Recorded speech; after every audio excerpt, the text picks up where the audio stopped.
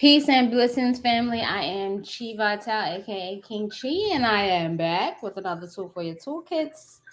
Welcome, welcome, and thank you for joining me for part two in What is in Your Name.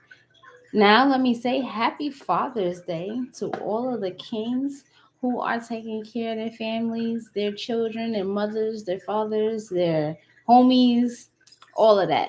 All right. So peace, peace, peace to you all. What up, Alasia? I see you in the building, my Scorp King. I'm just gonna do a little Florida water. All right, y'all.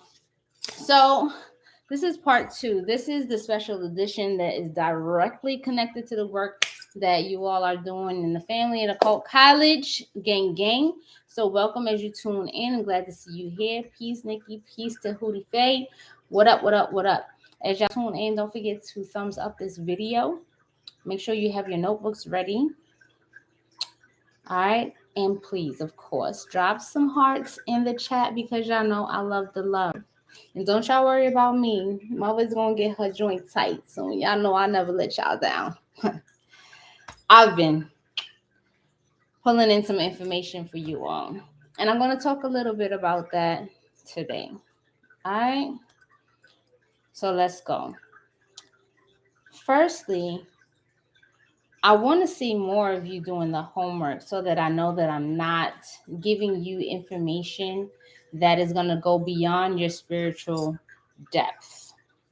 No disrespect, not trying to play anybody, but the information that I am sharing with you all pushes you beyond your intellectual graspings. It pushes you into a space where if you are truly going to gain some benefit from it, you would need to be really open to what you are to receive. And I know this can sound very like woo-woo because in the realm of occultism, one, there's a lot of scholarship. So having a high level of intellectualism is important. Okay. You would have to have the wherewithal to do research, to background check things.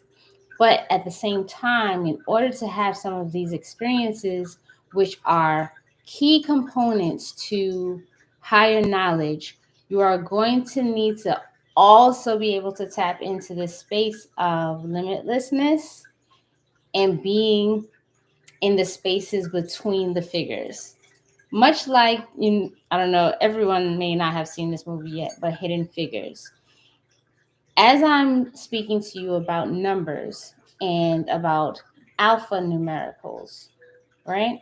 There is information that resides in between what the eyes can immediately see. And the ones who really excel in this work are able to trust these aha moments that occur while studying, reading in a linear way, but somehow seeing how there are these interconnected lines that become circular in between that give you information that you have to be open to receive.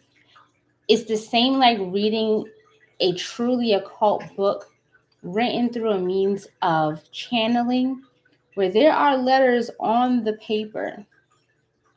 But as you are reading, you will read information that is actually there, but not printed on the paper.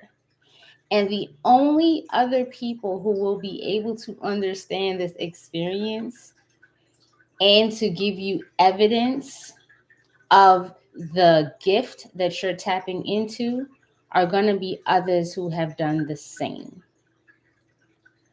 An example of another example, because that's a very clear example that you're tapping in, but another example of proof that these types of occult means of learning are like when going on a psychedelic trip with a group of people who don't know one another, but have an experience where when they come back into this dimension, they have similar stories in a realm that they can describe to one another in a circular format where they share about where they've gone, what they've seen, what they experienced, right?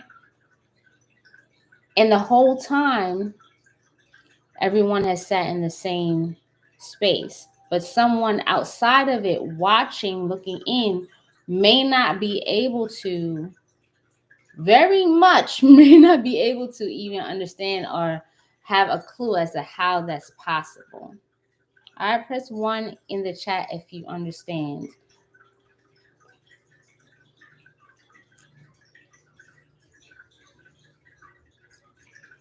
Okay. So this thing with writing the cuneiform that I gave you all, if you're really doing the work, I expect to see things like I wrote the name of the king in a cuneiform format and like immediately, like I was out of here. And this is without any other enhancer. Strictly the meditation of writing in the cuneiform format immediately puts one into a realm that attracts the energies that created the language. Write that down in your notebooks, that when you write in these ancient ways of writing or languages other than the like bastardized English that we write to this day, where letters are more connected to the movement of energy, you're going to have an experience that takes you outside of your body and receive what is considered revelation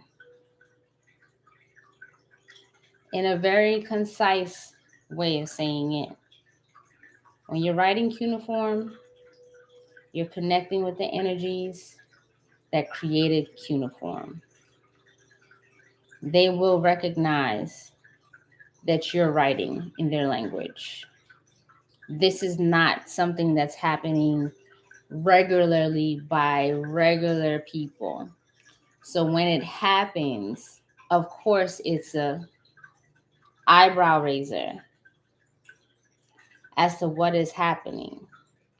The other thing is that the ancient DNA that you are walking with, as we do things where we're connecting our hands to our eyes in writing in this format, the DNA within us that recognizes this is going to begin to communicate with it.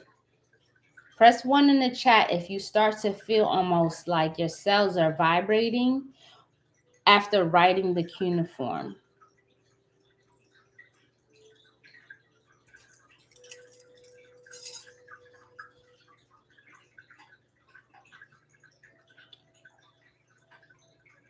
So I said earlier that I wanted to make sure that you all had time to really sit with the types of assignments that I'm giving you. And what's beautiful about the marriage between the material that I'm giving you when it's concerning the material that you're being given on the Occult College channel is that there is a cracking in your mind, opening you up to information that is so new that you literally, your brain has to develop these neural pathways to understand. So you have, your mind is becoming more malleable like a child's.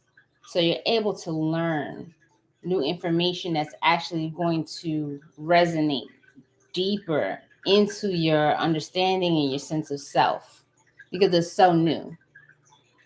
Okay, it's so new, and through repetition and listening and writing, and to me, writing is dancing and embodying and traveling and meditating. The information then becomes real in this reality, because as you experience life, you become the walking tablets, you become the walking understanding of what has occurred in ancient history. All right. So, due to the nature of occultism, it's best to discover certain patterns and codes and meanings through personal knowledge. And the personal knowledge is what is revealed to you, and that is what's called a revelation. That is a consistent thing that spiritual teachers who are on the esoteric path in your lives, if they're guiding you, will wait for you to have personal revelations before they introduce to you more information that's going to solidify what you're being taught. So it's like I'll give you ABC, right? Or Baba gives you ABC. You won't get D, but you'll get E after you reveal that you have experienced D.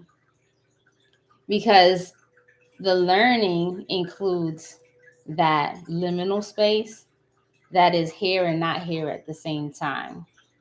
But only someone who has gone through it will be able to recognize it when we hear it or see it. All right?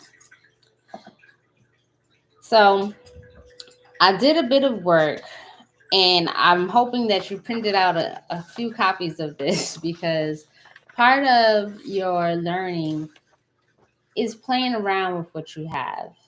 All right? When I say playing around with what you have, is just owning your creativity, or owning what comes to you. Because what you notice is that you may have a revelation about something today and not feel like it's something that you need to share, and then years later, whoop, somebody's sharing it and you're like, oh my gosh, I remember experiencing that way before. So something like this, right? This is one of my sheets where I was speaking to you about the triangles being circles and the lines being the ones, so the ones and zeros. I want you to print out another sheet of this, which was shared in the community tab, and change the alphabet in cuneiform from the triangles and the lines to circles and the lines. Okay? That's one. It does not take thinking, it is just an exercise to get your mind into a space where you can begin to receive the information that is necessary for you. All right? What I'm going to give you today is to piggyback exactly on the first part of this lesson. Put one in the chat if you're ready for me to explain to you what you're going to do next and why.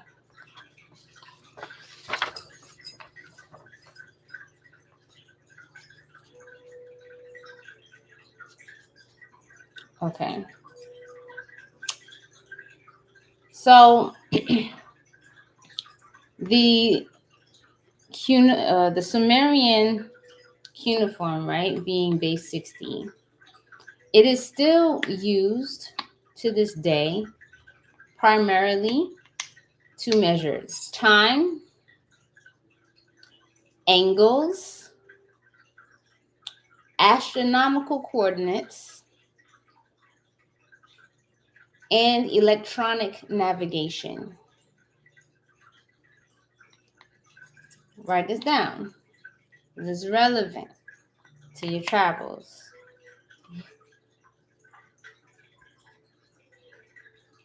Thank you, Scorpion. It's one of my favorite little teas for any time of the year. So the cuneiform, right? Sumerian numericals are used to measure time, angles, astronomical or geographical coordinates, and electronic navigation. So that gives you more of a understanding of how is cuneiform relevant to today. Because of course we're not, chipping away at stones, but its mathematical relevance is important, especially when we start talking about time travel, astronomy, and artificial intelligence, technology, navigation via very complex means, but it makes sense to those who are using it, right? Then we'll look at the fact that the practical unit of an angular measure, is a degree. And the degrees, 360 degrees, make a circle. And this is a base 60 understanding. Okay? Angular measure, remember I said triangles, mean circles. Okay?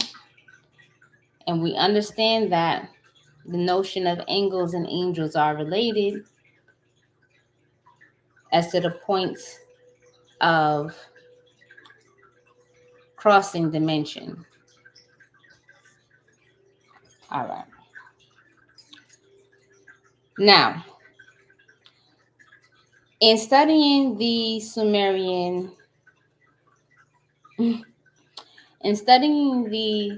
cuneiform, I wanted you all to translate your cuneiform letters into mathematical numbers. What I noticed was that the closest thing that we have right now to a form of like gematria would be the Chaldean chart for letters. And considering the fact that the Chaldeans overtook the Babylonian throne, right? From 606 BC to 561 BC. We're going to go with this chart. That's the intellectual side. I've done it myself, and I'm putting it in your hands. Okay?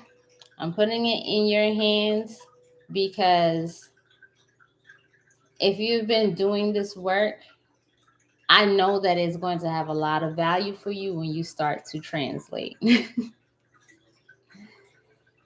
And I'm looking forward to it. And so I want you to do this. Get out a sheet of paper. You should already have a sheet of paper. Okay? And you are going to make a chart of 1 through 8 in columns. Okay? I'm going to read off to you the letter and the number associated with that letter. Press 1 in the chat when you're ready.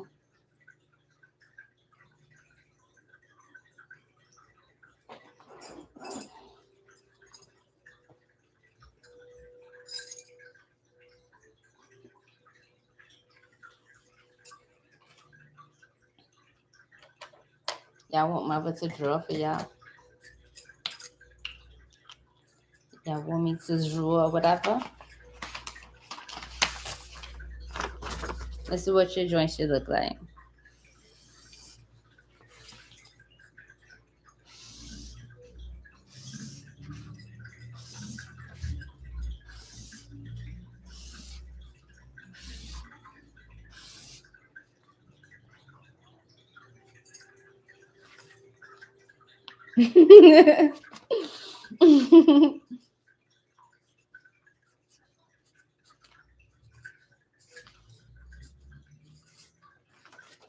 Like this.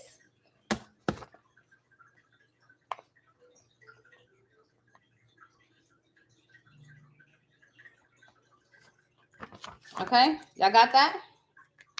If you're just tuning in, don't forget to thumbs up this video. Boom. I know y'all are enjoying yourselves, but this is some interesting stuff. I have somewhere to be too, but I just wanted to make sure, like, I just share this with you. All right, so here we go. Underneath the first column, okay, write the letters A, Y, Q, I, J. A, alpha, Y, yellow, Q, queen, I, ice cream, J, Jacob.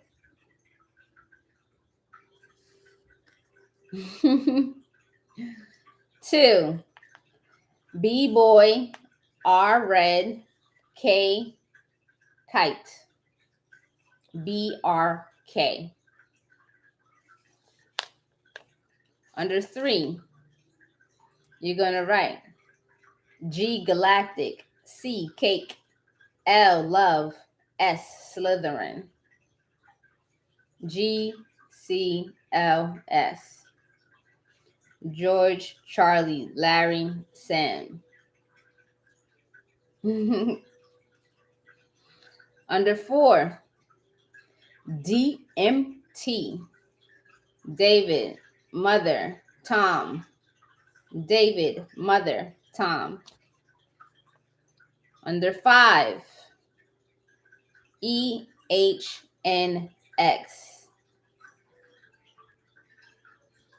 Under 5, Earl, Harry, Nixon, xylophone. Earl, Harry, Nixon, xylophone. Under 6, UVW. Under, violin, winning.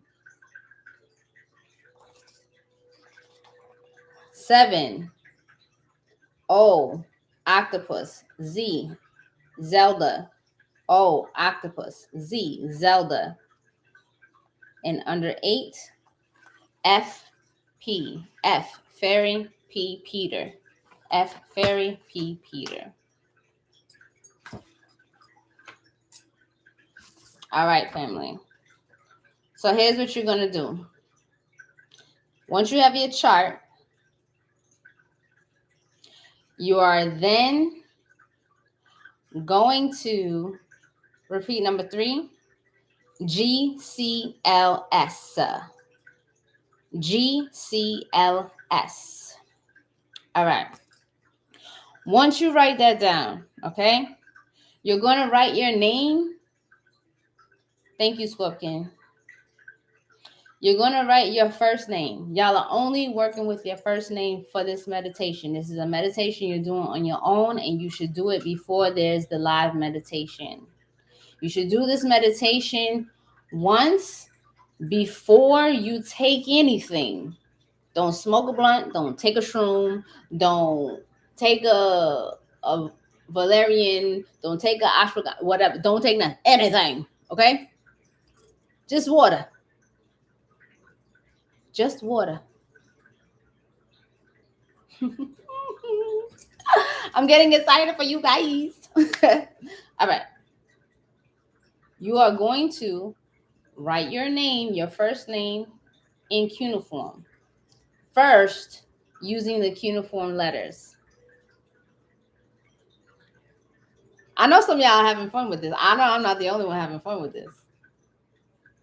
This is like, being an astronaut. Okay. First, you're going to write your name in cuneiform in the alphabet, the letters that I gave you, the alpha letters that I've given you.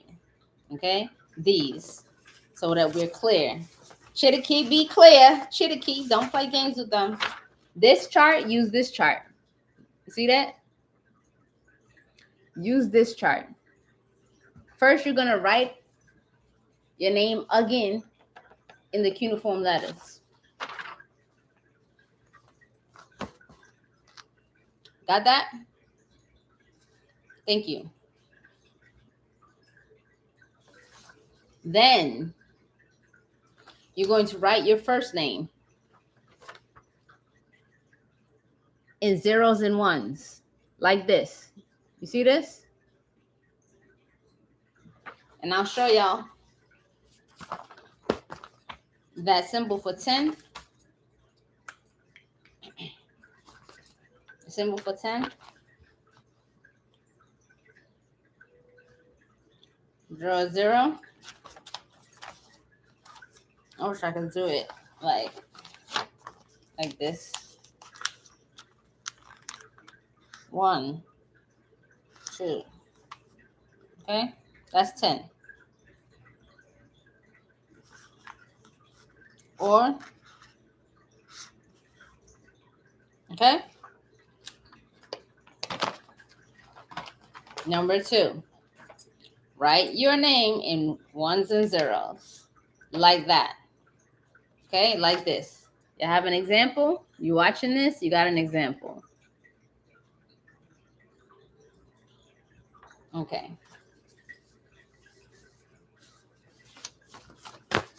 Then, family, write your name using the number values for the letters of your name. Who wants me to do their name for them on screen right now, so I can give everyone an example? Just in case. Y'all know, like, Nikki. All right, I'm not going to do Nicole. I'm going to do Nikki. So I got Nikki. All right, so Nikki.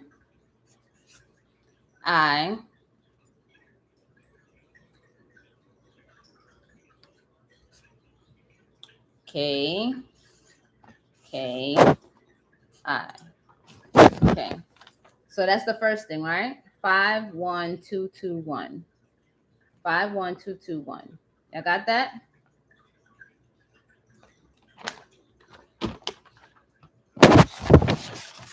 Then what is she gonna do, y'all? What you think she's gonna do? You're gonna go over here.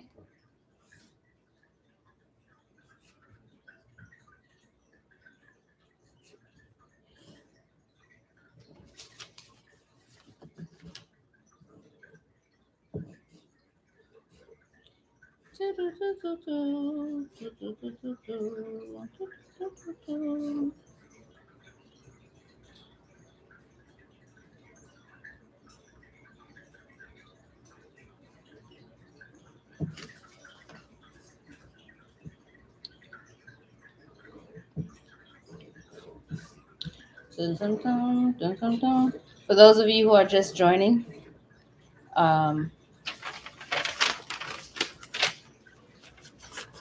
I'm writing Nikki's name in cuneiform. We're doing 5.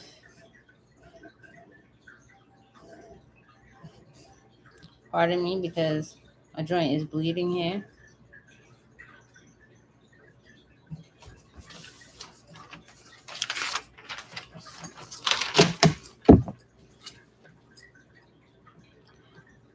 Five, 4, 3, 2, 1. Take off. And you should be doing this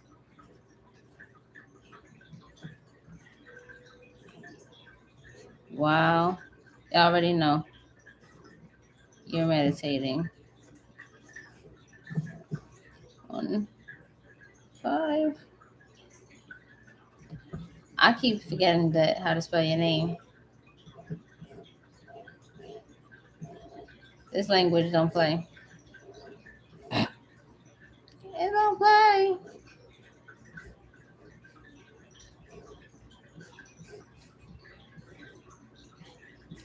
Mm-mm-mm. 2, 2. What was your last one? 1. Okay. This says Nikki. Okay? Got it? That says Nikki. 6, 7, 8, 9, 10, 11. Okay. Now that you have, and don't use the word Nikki, use your full first name. Okay? Use your full first name. Once you do that, family, you're writing your name in cuneiform 6 times. You're going to write your name in the numerical cuneiform 6 times.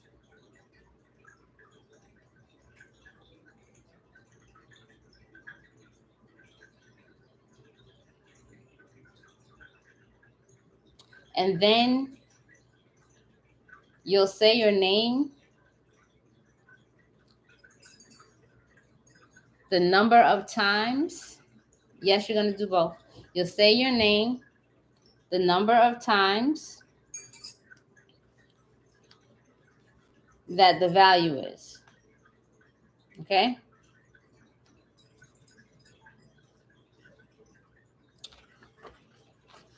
Alasia, you're going to write, where's my little example here? I didn't write her name in the cuneiform, but you're going to write your name using this, writing it this way 6 times. Okay?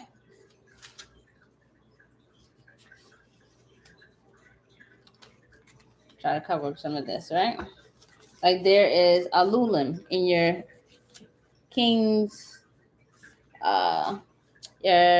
list. I wrote that out. If you want to do stuff that I've been doing, be my guest. You got it. Cool. So you're going to write it 6 times in this way and then 6 times the numerical way. Okay? Which is going to be easy because it only goes up to 8. Then you're going to add up your letters. You're going to add up your letters. So like, for example, the word Nikki equals 11. Now we can make that a 2, but I would like for you to go with 11. Just say your name that amount of times. Go for the higher number for now. The next time y'all see me give you the next assignment, it's going to be way simpler because now you have your legend or your key for how you're going to develop this. Now understand, the Chaldeans and this form of numerology as it pertains to your name, while it's super mysterious, it's quite simple. They understood that the quality of the combination of letters when put together have a vibrational output. And every time they are said, they create a response in your environment, in your body, and who you're speaking to. When you're a baby, because I like to break this down like ABC 1, 2, 3. When you're a baby and someone keeps on looking at you and calling you a particular name, it is the vibration of the name that is imprinted on you as you're looking, right? You're taught to look when I call your name. We know that you've learned your name when I can call your name, and wherever you are, you feel the vibration of your name and you look. That's when we know that you've learned your name. Otherwise, right? People don't wait for you to choose your name by whatever sounds you make. You're taught your name by vibrational imprinting, which is why even when people change their names, because they may feel uncomfortable with the vibration of their name, they change their name. It may take a minute for them to respond to it because the vibration of their spirit has to really be imprinted through repetition. And when the name has been chosen really well, especially as an adult, and our minds are hardened and our spirits are like, this is what we're gonna do. We're like hard locked into these habits. When that new name is given, especially through spiritual ceremony, when it's chosen from a vibrational sense, when it's called, it doesn't take that long to respond to it. I can attest to that myself. My spiritual name, if I hear it anywhere, I'm like, it didn't take long for me to align. Okay? I'm looking at the notes here. Any questions? Any questions before I go? Write your full name in cuneiform 6 times, then numerical way 6 times. Then you will say your name the number of times the value is.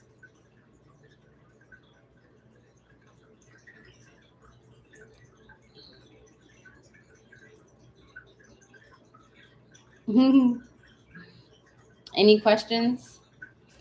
I know it seems like I said a lot, but once you write down the steps, it should be really simple. You know what I'm saying? And I would say, I did say already, disclaimer, do this before you take anything. Once you have done it, wait for tomorrow. I'm gonna go live pretty early. Wait for tomorrow to get the other thing that I'm gonna give y'all to take anything alongside doing the chants with your name. I know that y'all are working with the UFOs, right? And the Enuma Elish and the Emerald Tablets and right, all of that.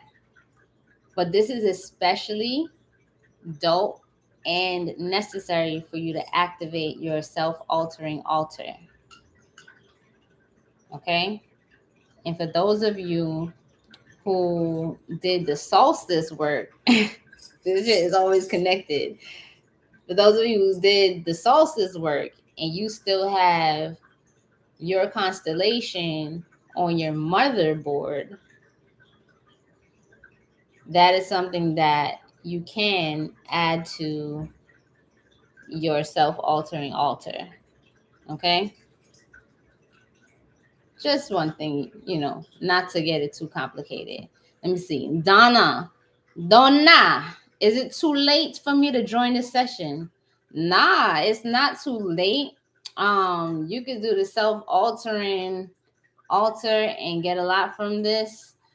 But I will tell you that you have to go to the Occult College channel to get the lessons on the Anunnaki. Okay? Those lessons are pretty hefty.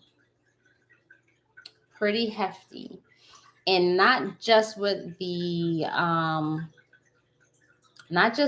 homework as far as writing and listening to the stories, but getting through the writing and listening to the stories is energetically pretty heavy because it's punching holes into a lot of hard-held beliefs. And I think that it's beneficial to listen to the cognitive dissonance videos that I listed under my post. Tahuti GPT, see if you can pull the community. Let me see. I don't know if I can do it from here. But under the community tab for this channel, there's a post in how to set boundaries, and there are videos in order listed there. You should listen to those because psychologically, you want to be prepared for the types of unwiring and unraveling that this level of study can do for you. And some of the, I would say, like side effects of reprogramming your understanding about spirituality, worship, gods, deities, who like higher powers, hierarchy and energies and frequency, vibration, and who are you anyway, right? These are all things that really interest us anyway. But I'll talk more about why these small steps that lead up to the culminating meditations, or even the conclusion of lessons, are necessary, not only for your deeper understanding, but for giving you a solid foundation so you don't lose yourself. Okay. Yeah, Tahuti GPT says she struggles with staying awake while writing in conjunction with listening. That is just a telltale sign that you're doing it. You're doing it. Everyone is, if everyone is saying they're having the same experience, then there's got to be some truth behind what this level of study is for. It's not just it's not just reading for the sake of putting more information into your brain.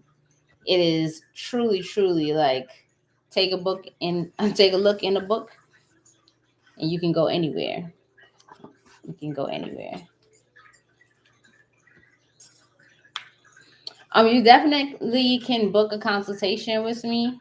Consultations are not purely lesson based, but if you want to book a consultation with me, text me at 202-810-1876,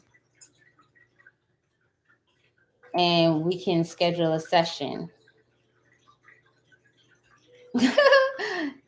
Shameless plug for Coffee Jarrett. Also, we have House of Chi coffee, all of the family coffee. That does come in handy now, doesn't it?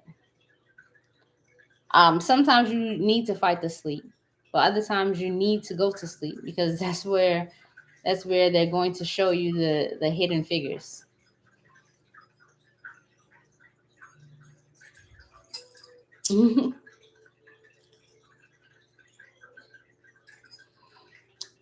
All right. Any other questions? That Fade Tree coffee was intense because it got an intense zika with the group and the babies. Yeah, I ain't know about that. We had babies in the building who zickered over that coffee. Ain't nothing like a pure-hearted soul doing a zika.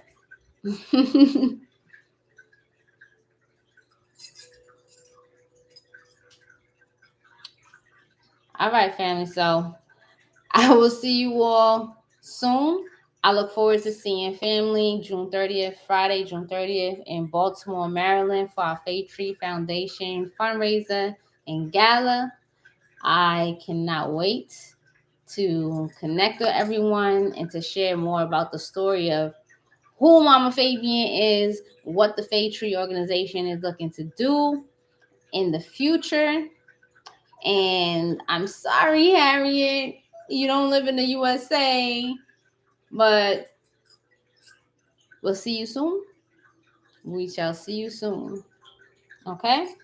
If you have any questions, once again, and if you would like a personal session with me, my consultations are very, very customized to what's going on with you in particular and how to upgrade your level of awareness and navigate for success. Please make sure you hit me up if you need one of those. This work can definitely challenge your reality. So, if you need some guidance in that regard, or you feel any resistance to um, making headway with your work, hit me up for a session. I would love to be of guidance to you. I'm out of here, y'all. Peace, love, and bliss. Please post your homework. I'll see y'all soon.